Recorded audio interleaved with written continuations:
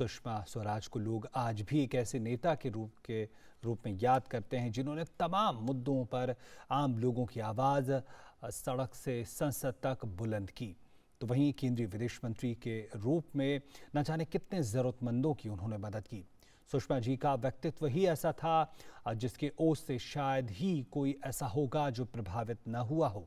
भाषा ऐसी जो मंत्र मुग्ध कर दे, कृतियां ऐसी जो अमर हो गईं।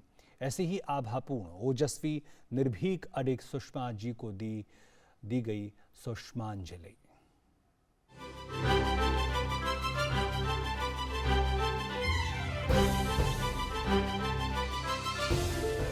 6 अगस्त साल 2019 को सुषमा के आकस्मिक निधन से सभी स्तब्ध रह गए। 67 वर्ष की आयु में दिल का दौरा पड़ने से उनका निधन हो गया था। वे ऐसी विदुषी राजनेता रहीं जिनका लंबा राजनीतिक सफर संबंधों की मजबूत बुनियाद पर सर्वप्रिय होता चला गया।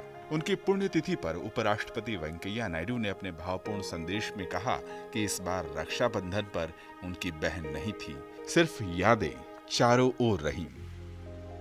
मुझे अभी भी यह विश्वास नहीं हो रहा है कि उनका स्वर्गवास हुए 1 वर्ष बीत गए। वे मेरी स्नेह बहन थी।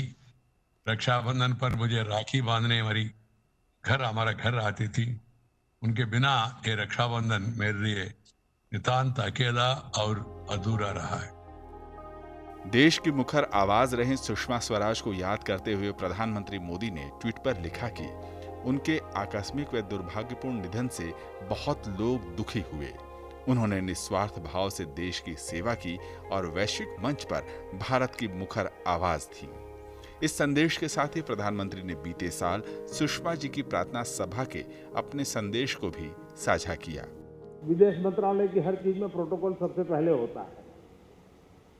सुषमा जी ने इस प्रोटोकॉल की पूरी परिभाषा को पीपल्स कॉल में परिवर्तित कर दिया। मंत्रालय जनता के लिए होना चाहिए। इसका परिणाम यह था कि 70 साल में 77 पासपोर्ट ऑफिस और 5 साल में 505 ऑफिस पासपोर्ट, यानी कितने बड़े स्केल पे काम होता था।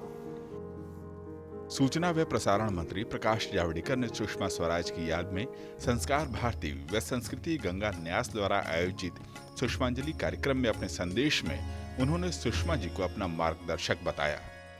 वो सूचना प्रसारण मंत्री रही, फिल्म को उद्योग का दर्जा दिया, तो मेरे लिए तो वो आज भी मेरी गाइड है और हमेशा बनी रहेगी। इतना ही मैं कहूंगा और मेरी भावभीनी आज सुषमांजलि। कार्यक्रम में फिल्म इंडस्ट्री के कई जानी मानी हस्तियों ने अपने विचार वर्चुअली साझा किए। मधुर भंडारकर, अनूप जलोटा, कविता कृष्णमूर्ति, मुकेश खन्ना, कंगना रनौत सहित सुभाष घई ने अपने संदेश में सुषमा जी के कार्यों और व्यक्तित्व की सराहना की।